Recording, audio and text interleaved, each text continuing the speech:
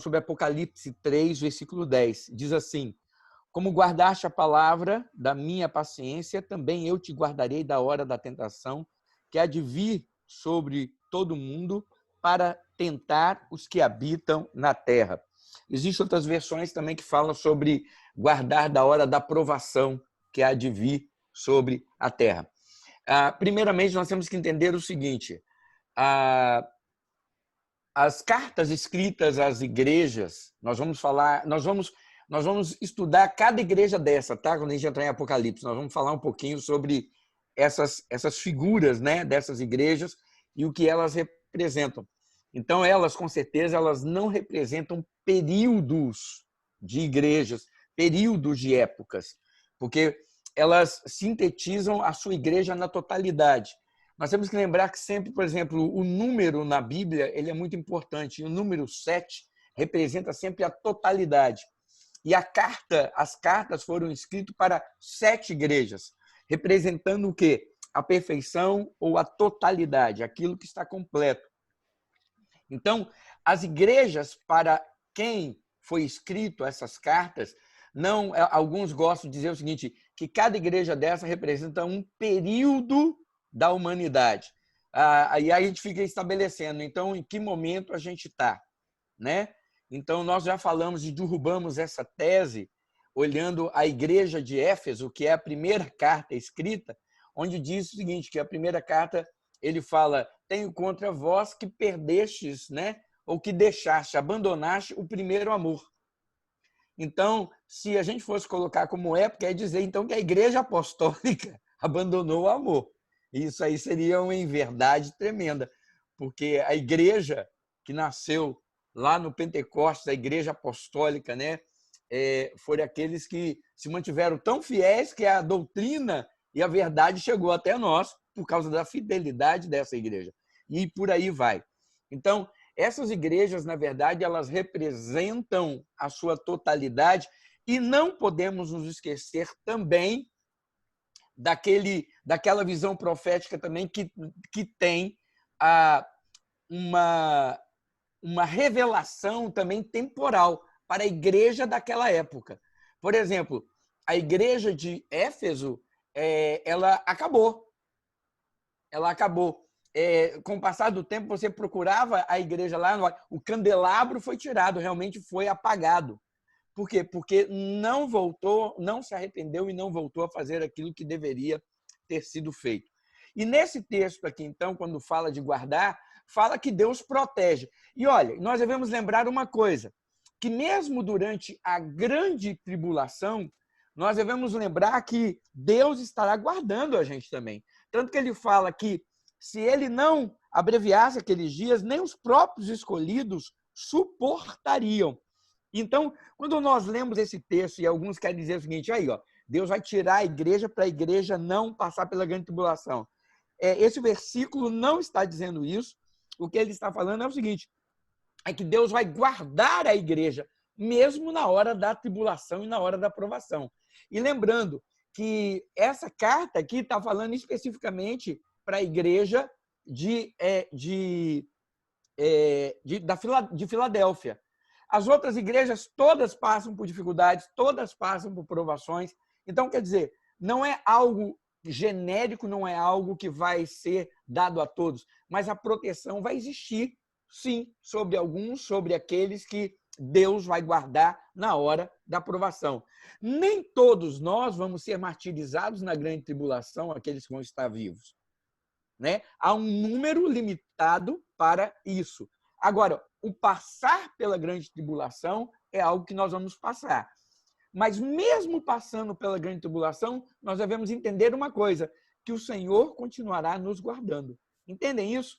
Nós vamos falar um pouquinho, isso vai ficar mais claro quando a gente falar sobre os cálices e os juízos de Deus. Porque nós temos que fazer uma distinção entre o que é a grande tribulação e o que é a ira, o cálice da ira de Deus, o julgamento sobre os ímpios. Porque às vezes nós nos colocamos debaixo do mesmo peso, só que a Bíblia diz em Apocalipse que é uma distinção. É como aconteceu lá na terra de Gozem, no Egito. Ou seja, O povo de Israel estava dentro do Egito, no meio das pragas, no meio de todas as pestilências, e mesmo assim ele foi o quê? Preservado e guardado. Tá certo? Mas sobre isso, então, só para não deixar em branco, viu, Iracema? A gente vai entrar nisso de uma forma mais detalhada quando nós estivermos falando sobre as cartas às igrejas. Aí nós vamos falar sobre essas cartas todas e vamos pegar os aspectos dessas igrejas e dessas cartas, e aí vai ficar mais claro para a gente.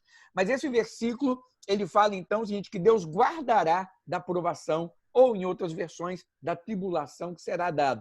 Isso não quer dizer da grande tribulação e não quer dizer que vão ser, como se diz assim, que a igreja vai ser tirada. Não, é que Deus vai guardar a sua igreja. E, se referindo à igreja da Filadélfia, não se refere à sua totalidade. Também tem a visão de ser uma carta destinada a uma igreja local, a uma igreja específica para algumas pessoas, para algumas realidades específicas de cuidado de Deus. Muito bem, vamos adiante aqui. Hoje eu queria falar com vocês o seguinte, nós paramos falando sobre a questão de que em Apocalipse, nas profecias, nós temos uma revelação sempre,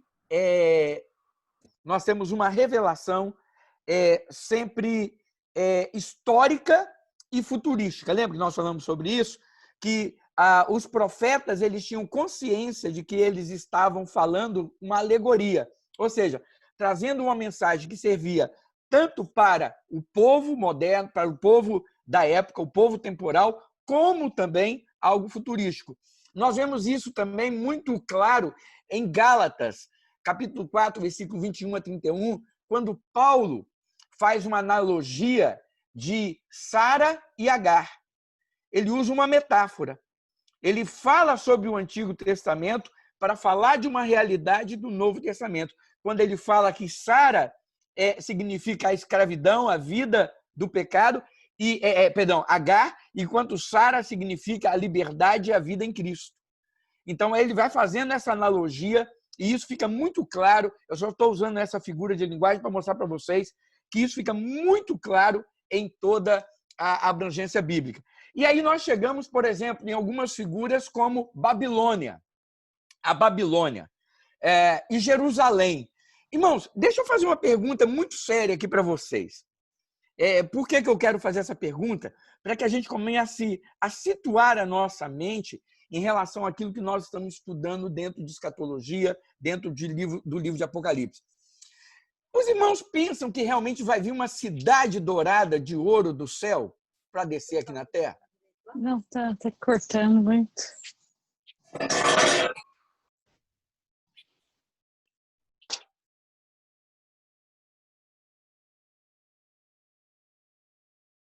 Ruas de ouro. Você imagina a rua de ouro mesmo? Um portão de pérola. Você imagina que a cidade vai ter um portão de pérola? Sabe por que eu estou falando isso? Porque a gente vê algumas... Olha como é que são as coisas. A gente vê algumas pessoas com algumas visões, alguns sonhos, algumas coisas, e eles falam, fui ao céu, cheguei lá no céu, pisei em ruas de ouro, né? Ai, mar de cristal, e aquelas coisas. Deixa eu fazer uma pergunta, irmãos. Será que o que João estava querendo dizer não era simplesmente narrando tudo o que ele viu com os olhos dele? Ele viu com os olhos humanos. E quando ele descreveu, não tinha outras palavras para descrever a glória de tudo que ele viu. E aí ele colocou essas figuras, ele colocou essas imagens como uma metáfora, como uma figura de linguagem. Aí você fala, por quê? Olha só, vamos dizer, quando ele viu Jesus, a Bíblia fala que ele viu Jesus. Aí ele viu Jesus, está lá em Apocalipse, né? Logo no início ele fala que ele viu Jesus. Os cabelos de Jesus eram brancos como a neve, não era? Os seus olhos vermelhos como negócio de fogo. Da sua boca saía uma espada afiada. Os seus pés eram como de um cavalo, ou seja, de bronze polido. Deixa eu falar, se você visse uma imagem dessa, é bonito esse Jesus? É assustador, não é? É assustador. Só que, ao mesmo tempo, não. Porque o que João tentou descrever ali, o que ele tentou narrar ali, é a visão de Cristo glorificado. Então, como você não tem palavras, você não tem figuras para expressar a glória que viu, ele colocou de uma forma alegórica, para a gente entender. Né? Cabelos brancos, sabedoria, olhos vermelhos, julgamento, boca, a espada na boca, a palavra. Os pés polidos quer dizer o quê? Firmeza, que nada abala. Então, a descrição é isso. É a mesma coisa que a gente vê das figuras que tem na Bíblia, quando ele começa a usar, então, Jerusalém, Babilônia, e aí nós vemos. Então, em Gálatas, nós vemos ele falando sobre aquela questão de Sara e Agar. E nós temos também em Gálatas 4, 26, diz assim: mas a Jerusalém do alto é livre, e essa é a nossa mãe. Olha só, a Jerusalém do alto é livre, e essa é a nossa mãe. E aí, em Hebreus 12, versículos 22 a 23, ele diz: mas vocês chegaram ao Monte Sião, a Jerusalém celestial, a cidade do Deus vivo. Chegaram aos milhares de anjos em alegre reunião, a igreja dos primogênitos, cujos nomes estão escritos nos céus. Vocês chegaram a Deus, juiz de todos os homens, aos espíritos dos justos aperfeiçoados. Ou seja, nós vemos então mais uma vez aqui em Apocalipse, em Hebreus, no Novo Testamento, usando as figuras de igrejas, usando as figuras de cidades do Antigo Testamento. Então, nós vamos ver isso muito acontecendo dentro do contexto escatológico, dentro do contexto bíblico. Então, nós temos que lembrar disso, por quê? Para não levarmos ao pé da letra e imaginarmos que seja literal, que, por exemplo, o anticristo vai sentar no templo em Jerusalém. Aí as pessoas viram e falam assim: o templo vai ser reconstruído. O templo em Jerusalém vai ser reconstruído. Irmãos, para o templo em Jerusalém ser reconstruído, aquela mesquita que está lá tem que cair. Né? Isso vai dar trabalho. E a ideia é: para que o anticristo vai ficar sentado em um trono lá em Jerusalém? É uma figura de linguagem. E as pessoas tendem a levar sempre para o literal. Sempre para o literal. Então, nós temos que entender, dentro da visão escatológica, aquilo que as profecias trazem como alegoria, como uma revelação, como algo do passado aplicado ao presente. A Grande Babilônia já existiu. Lá com Nabucodonosor, nós já falamos sobre isso. E ela existe lá no final, nos finais dos tempos, a Grande Babilônia. Quem é a Grande Babilônia? Nós vamos falar sobre isso. A Grande Babilônia é uma igreja? É uma igreja. Porque a Grande Babilônia tem culto. A Grande Babilônia mistura religiões. A Grande Babilônia faz um sincretismo. Nós vamos ver isso detalhadamente mais adiante. Mas é importante, então, irmãos, nós entendermos essas questões. Então, olha só, por que nós estamos falando sobre tudo isso?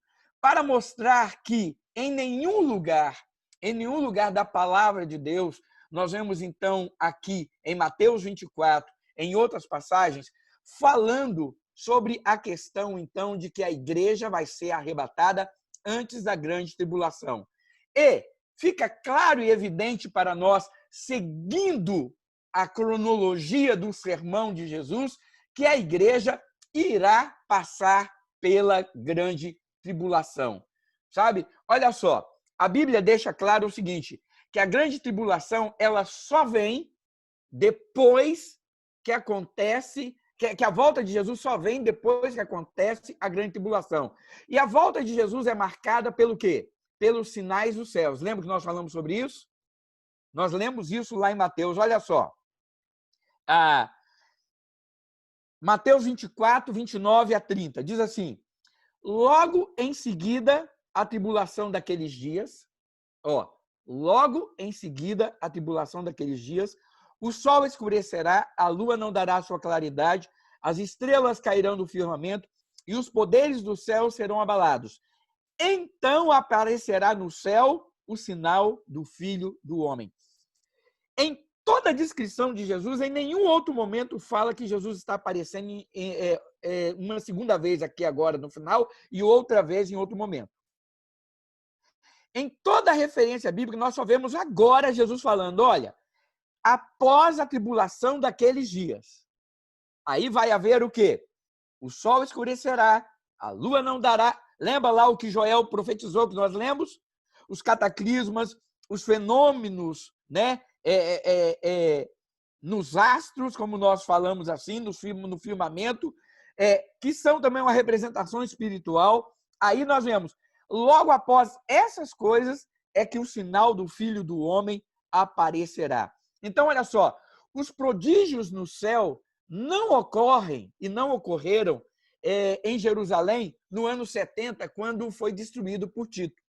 O Hudson me fez uma pergunta essa semana, ele me fez uma pergunta fora do grupo. Ele pediu para que eu explicasse o contexto dos versículos 15, 16 e 19 de Mateus 24, né? Onde fala exatamente sobre essa passagem. Fala sobre ai das grávidas, que tomara que não se dê, que a fuga não se dê, que aqueles acontecimentos não se dê no sábado.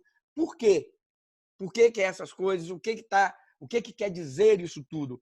Então, olha só, no ano 70 foi destruído por Tito, né, filho de Vespasiano, e Tito também depois se tornou imperador, né? Vespasiano foi quem substituiu Nero, viu? Vespasiano foi quem substituiu Nero.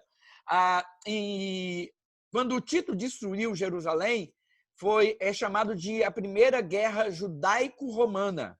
A Primeira Guerra Judaico-Romana, entre 67 a 70 depois de Cristo. Nunca houve destruição igual. Por isso que Jesus falou que nunca houve tempos como aquele. Falando sobre o quê? Tanto o que vai haver no futuro, como também o que está acontecendo ali. Fala, ai das grávidas. Por que ai das grávidas? Porque no ano 70, amados, Flávio Josefo narra que as grávidas elas eram abertas do seu ventre até o pescoço pelos romanos. Foi uma mortandade, uma crueldade como nunca se viu igual. Por que Jesus fala, tomara que não se dê no sábado? Sabe por quê, irmãos? Só para vocês terem uma ideia, dos 10 mandamentos que tinham, os fariseus eles conseguiram replicar em 831 leis que você tinha que obedecer. Eles pegaram e aumentaram as leis que tinham. Aí vocês vão entender o que Jesus virou e falou o seguinte para os fariseus: vocês colocam peso sobre as pessoas, mas vocês não ajudam nem a aliviar com o dedo mínimo a carga. Aí ele fala, misericórdia peço. Lembra que Jesus fala isso para os fariseus? Por quê? O fariseu, ele tinha lei até como você limpar o copo. Você sentava para comer, limpar o talher, limpar o copo, lavar os pés. Lembra de todas as passagens quando Jesus entra e fala, você não me beijou, você não lavou meus pés, você não me ungiu. O fariseu tinha norma para tudo. E uma das normas que eles tinham que era considerado muito rigoroso entre eles, a jornada de um sábado. E a jornada de um sábado era de 1.800 metros. E é por isso que os judeus também tinham muitas sinagogas. Agora você vai entender por que tinha tanta sinagoga. Por quê? Porque no sábado o judeu ia para a igreja, só que ele não podia caminhar mais do que 1.800 metros. Então ele podia caminhar 900 metros indo, 900 metros voltando. Era a jornada de um sábado. Se ele caminhasse mais do que isso, ele pecava. E aí Jesus fala, tomara que o dia da destruição de Jerusalém não se dê num sábado. Por quê? O judeu ele ia correr 1.800 metros e parar. Para não pecar. E aí ia morrer à toa, né? Ia morrer por causa do legalismo. E até nisso Jesus fala. Então nós vemos todas essas questões acontecendo. Então, quando Jesus faz a profecia lá de Jerusalém, nós vemos uma coisa. Tudo que ele profetizou aconteceu no ano 70? Aconteceu. Só que aconteceu esses finais, esses sinais, esses prodígios no céu. A lua não dá claridade, o sol. Aconteceu essas coisas lá em Jerusalém no ano 70? Não. Por quê? Aí nós vemos que a profecia ela tem tanto um cunho temporal, como também tem um cunho escatológico. Porque essas coisas só acontecerão na volta dele. Por isso que ele vem falando, olha, após a tribulação daqueles dias, o sol escurecerá, Então, ele já não está falando mais sobre a profecia que ele deu da destruição de Jerusalém no ano 70. Agora ele começa a falar, ele fala tanto como um cunho temporal, como ele fala também do lado escatológico. Os finais, só lá no final, é que quando essas coisas acontecerem, é que Jesus vai voltar. E aí ele diz mais, né? Ele fala assim, olha, em Mateus 24:15, o seguinte, peraí que apagou aqui, o meu tablet com as minhas anotações. Lá em Mateus 24, deixa eu abrir aqui, peraí. Só um minutinho, queridos. Aqui.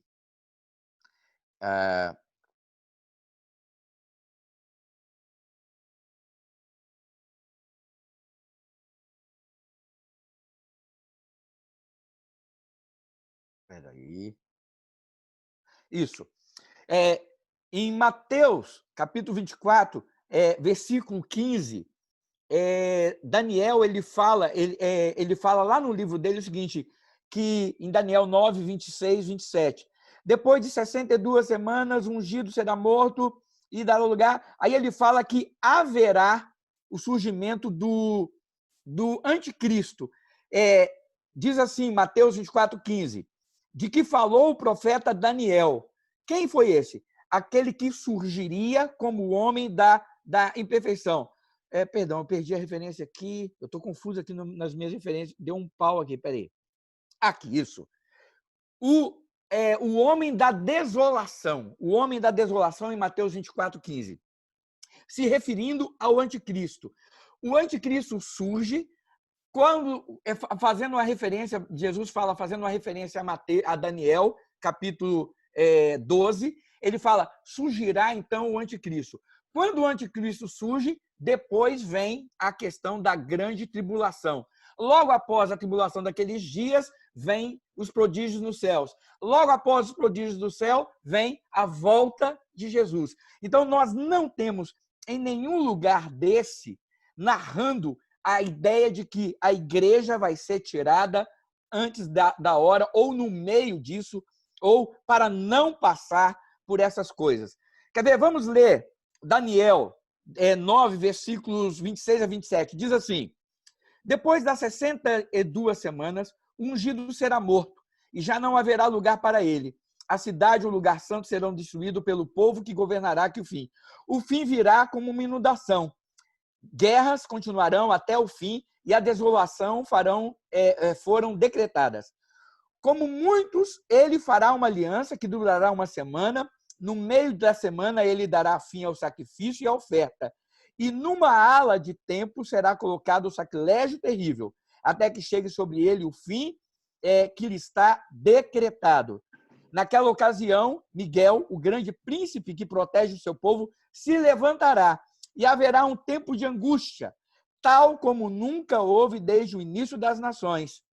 Até então, mas naquela ocasião, o seu povo, todo aquele cujo nome está escrito no livro, será liberto. Daniel 12, 1. Então, irmãos, nós vemos o seguinte, que os acontecimentos... Espera aí que... Hoje o meu computador... Agora entrou uma tela na frente de vocês aqui que eu tive que mudar. Perdão aqui. Está acontecendo uns tilts aqui no meu computador hoje. Então, olha só. Os acontecimentos que se dão naquele tempo, os acontecimentos que se dão durante o período chamado Grande Tribulação, eles estão claros para nós e fica evidente que é impossível que esses acontecimentos se deem sem que a igreja esteja presente. Por exemplo, vocês têm um quadro aí, não tem? Os acontecimentos desse período? Está aí na apostila? Então, você já pode ver, olha, falsos cristos, falsos profetas, falsos anúncios da vinda de Cristo, grandes sinais e prodígios, crescente ocultismo, surgimento do anticristo, grande apostasia, o mundo entregue ao poder do anticristo, todos admiram e seguem o anticristo, grandes sinais operados pelo anticristo, os fiéis isolados economicamente, o anticristo devasta a grande Babilônia. Quem devasta a grande Babilônia, quem é? O anticristo. Aí você fala, por quê?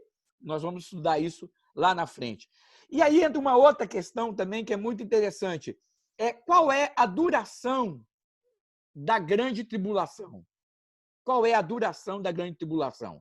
Porque, por exemplo, Jesus falou que se aqueles dias não tivessem sido abreviados, nem os próprios escolhidos suportariam.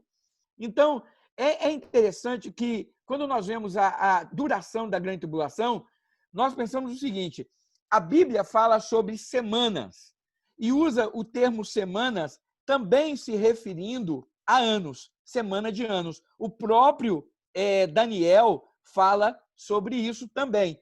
Então, nós temos o seguinte, olha só, o profeta Daniel, ele profetizou sobre esse período da atividade do anticristo.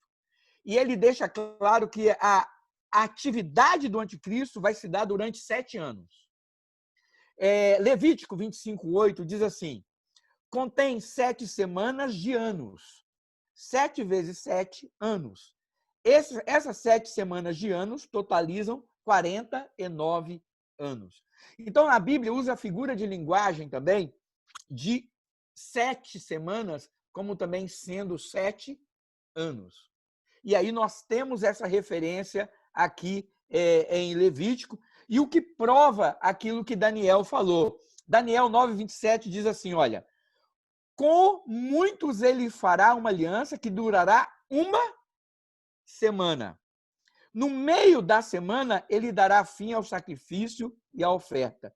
E numa ala de tempo será colocado o sacrilégio terrível, até que chegue sobre ele o fim que lhe está decretado. O período da grande tribulação vai ser de 3 anos e meio. Nós vamos ver isso agora detalhadamente aqui. O período do reinado e do tempo em que o anticristo vai estar à frente vai ser 7 anos.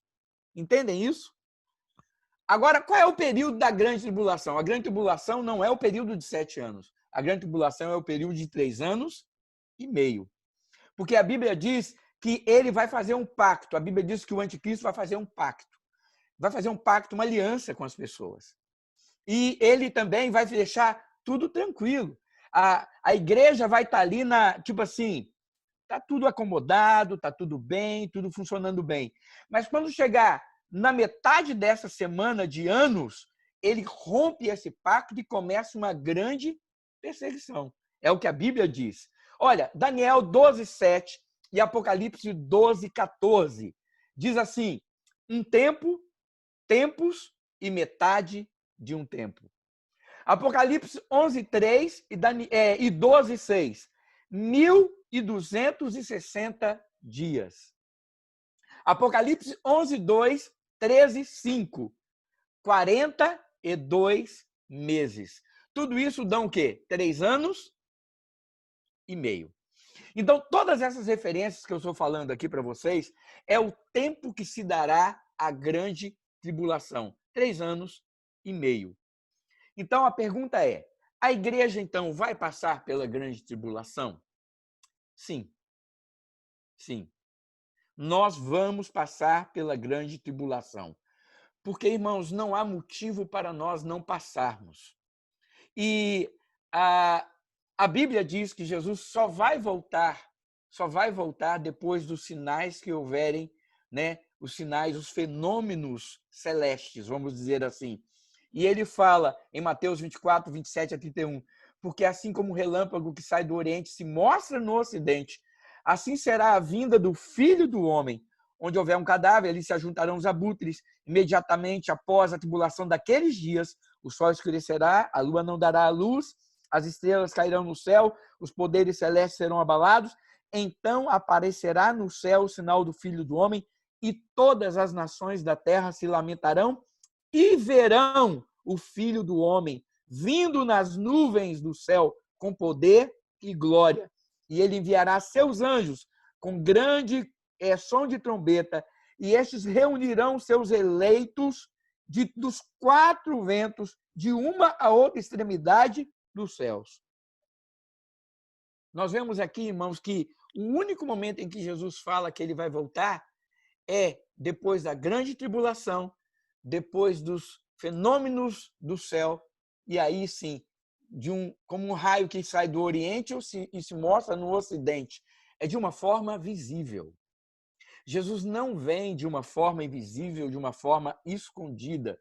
Não existe, amados, nada na Bíblia, absolutamente nada, que justifique a posição doutrinária, né, que Jesus vai voltar antes da grande tribulação para levar a igreja. Não existe não existe esse adendo, não existe como nós colocarmos isso dentro da cronologia bíblica. Por quê? Porque a igreja será arrebatada na volta de Jesus. Chama-se parousia. Vai subir de forma visível. Nós seremos transformados e subiremos de forma visível. E o apóstolo Paulo deixa isso muito claro em 1 Tessalonicenses 3,13. Quando ele fala sobre a questão de nós passarmos pela grande tribulação, ele diz assim: a fim de que ninguém se inquiete com essas tribulações, porque vós mesmos sabeis que estamos designados para isso. E quando Paulo está falando em 1 Tessalonicenses, ele está falando sobre o final dos tempos. Por isso que ele está falando sobre a grande tribulação. E outra coisa, irmãos, vocês acham realmente que o anticristo ele vai perseguir e oprimir os próprios seguidores dele? Existe uma teoria, irmãos, que para mim ela é simplesmente muito sem lógica. Para não falar outro termo, eu vou falar sem lógica. É que a igreja sobe, ela é arrebatada antes da grande tribulação, porque nós não podemos ficar aqui com o reinado do anticristo. Não é assim que as pessoas falam? Que nós não podemos ficar aqui com o reinado do anticristo. Pois bem, Tiago fala que o mundo jaz no maligno. E aí? Como é que a gente faz agora, então? Quando o diabo tenta Jesus, ele vira para Jesus e fala assim: se você prostrado me adorar, eu te darei domínio sobre todas. Aí ele mostra o quê? As cidades do mundo, não é? Aí ele fala: porque isso me foi dado. Então, já no tempo de Jesus, o diabo tinha domínio sobre o quê? Sobre as pessoas que deram a ele esse domínio sobre as cidades também. Então, olha só. Imagina, então, a situação que a gente está vendo aqui. Jesus, a igreja é tirada. Beleza, a igreja vai embora, o Espírito Santo vai junto. Quem fica?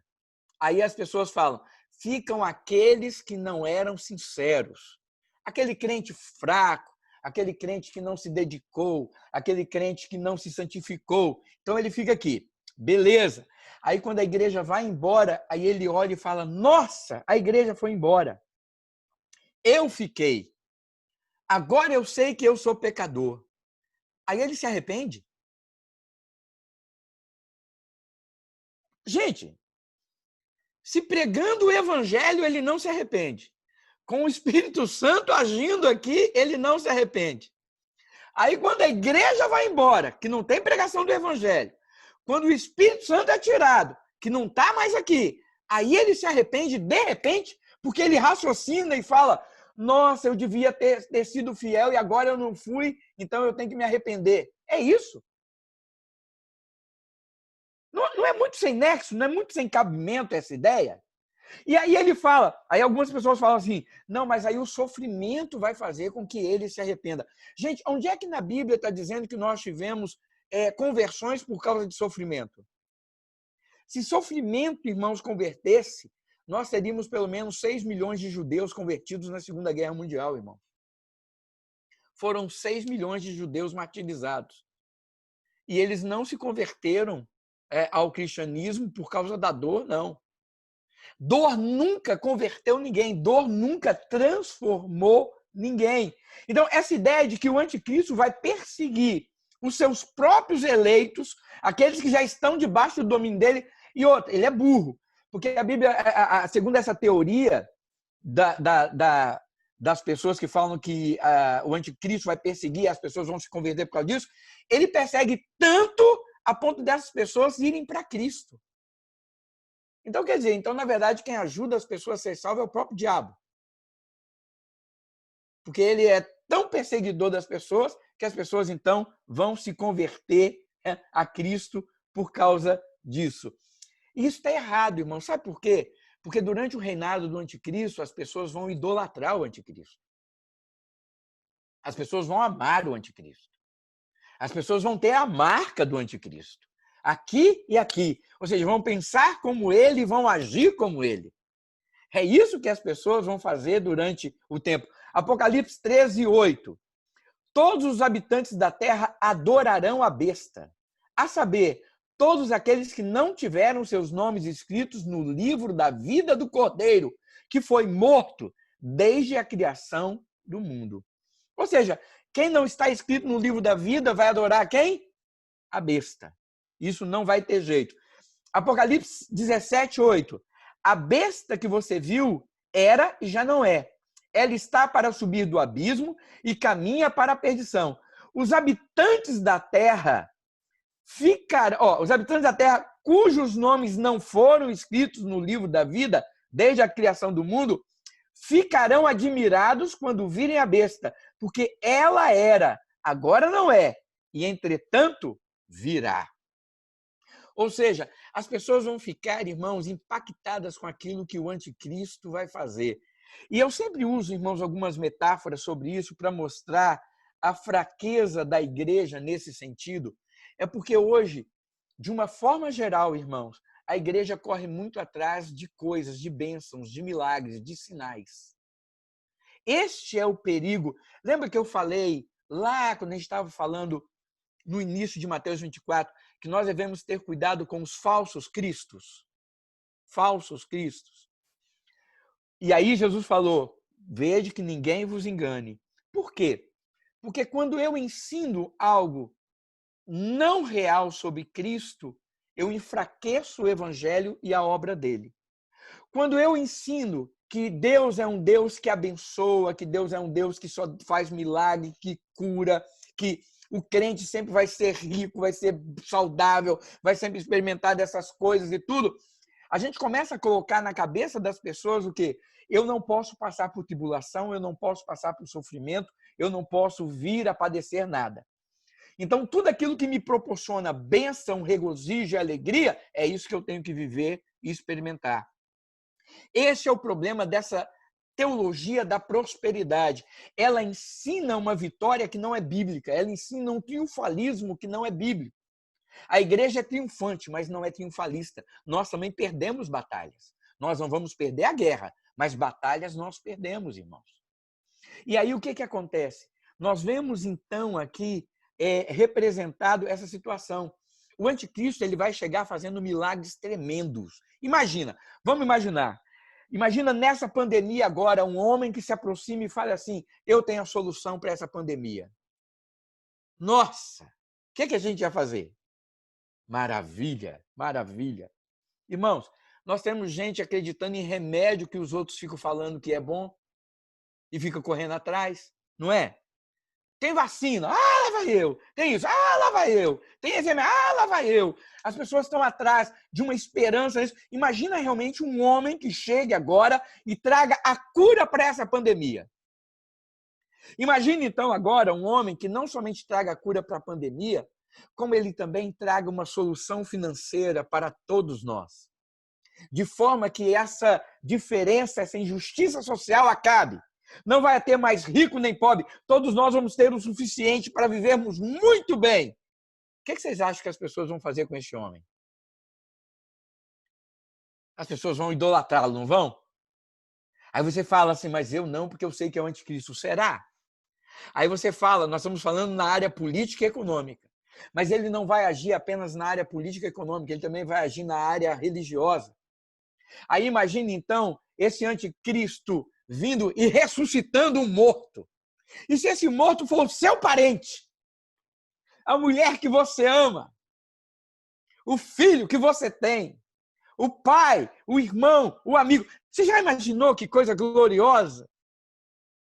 Aí você vai falar, nossa, agora... Irmãos, nós somos enganados por charlatões aí que fazem curas falsificadas. Desculpa, mas nós somos enganados. Imagine, então, com o poder das trevas sobre este homem, o que não vai acontecer. Então, irmãos, as pessoas vão amar o anticristo, as pessoas vão idolatrar o anticristo, as pessoas vão segui-lo de todo o coração. Aí você acha, então, que o anticristo vai maltratar essas pessoas para que eles sigam a Cristo? Isso não existe, irmãos. Isso não é verdadeiro, isso não tem lógica. E aí nós temos, então, algumas séries de coisas que nós precisamos ver, uma série de coisas que nós precisamos ver que provam que a igreja vai passar pela grande tribulação. Nós temos algumas evidências bíblicas sobre isso. A primeira delas, a última trombeta. A segunda delas, essa teoria sem fundamento bíblico de que a perseguição vai existir e que o anticristo vai ser manifestado e a igreja vai ser arrebatada antes da grande tribulação. Terceira teoria que nós precisamos ver, as duas testemunhas. Quarta coisa, o anticristo e a grande apostasia. Quinta, a salvação da grande multidão. Todas essas são pontos detalhados que nós temos que seguir, que observar. São detalhes que nós temos a seguir e vermos que comprovam que a igreja vai passar pela grande tribulação. E amanhã nós vamos falar sobre esses pontos. A última trombeta, essa teoria sem nenhum fundamento, as duas testemunhas. Quem são as duas testemunhas? Vocês sabem? As duas testemunhas. Aí a gente vê lá, né? Aí o pessoal fala as duas testemunhas. Enoque, Elias. Já ouviram falar sobre isso? Que é Enoque e Elias? Muita gente fala que é Enoque e Elias porque eles não viram a morte. Então eles teriam que vir para morrer, né, para serem mortos como todos os homens, porque eles não foram mortos, nem Enoque nem Elias. Enoque andou com Deus e já não era, Deus o tomou para si. E Elias não viu a morte, foi transladado também. Deus o levou numa carruagem de fogo. Pois bem, deixa eu só dizer para vocês, as duas testemunhas não são homens. As duas testemunhas são a igreja. E eu vou provar isso para vocês biblicamente. Tá? Então, nós vamos ver essas teorias que nós precisamos seguir. São evidências de acontecimentos, de fatos, evidências de ensinos que provam que a igreja vai passar pela grande tribulação. Então, eu gostaria que você soubesse disso. Viu, Marciano? Você vai passar pela grande tribulação se você estiver vivo. Eu espero que sim. Eu espero que Jesus volte logo a ponto da gente passar pela grande tribulação. E que nós sejamos vivos para isso.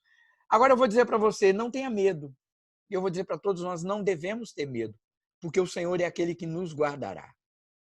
O Senhor é aquele que nos protegerá. E o fato de nós sofrermos qualquer tipo de perseguição, luta ou provação física, isso não muda o que nós temos no nosso coração. Muda. É por isso, irmãos, que só para encerrar, eu torno a falar sobre isso. Nós vamos falar mais adiante sobre isso também, o detalhe da marca da besta.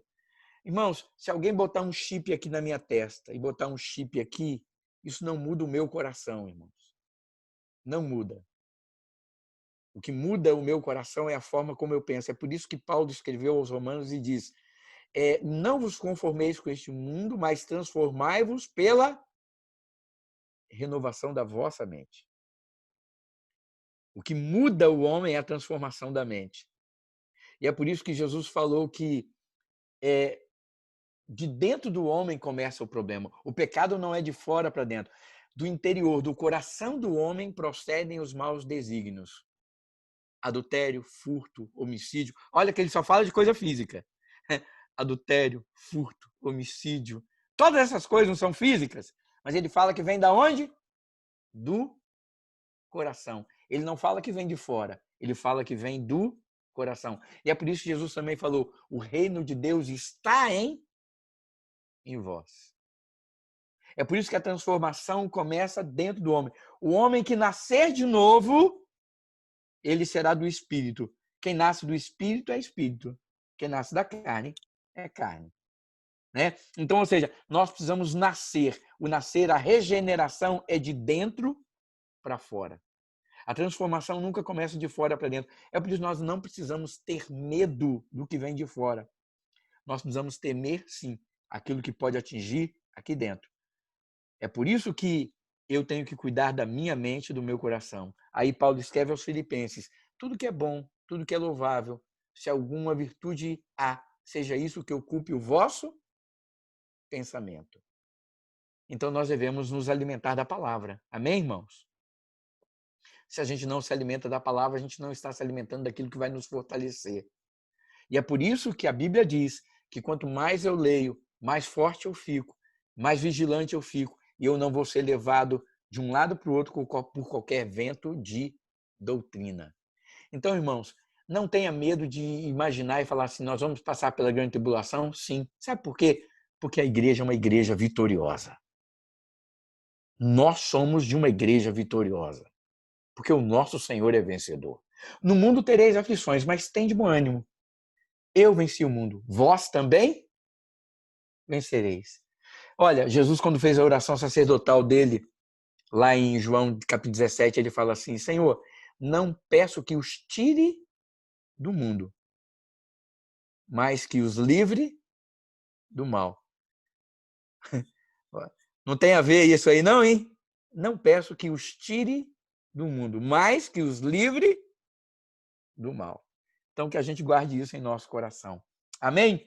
Desculpe a confusão hoje aqui, realmente aconteceu uns defeitos aqui que eu vou ter que solucionar aqui, mas para o próximo vai estar melhor. Vamos orar nesse instante, então, irmãos?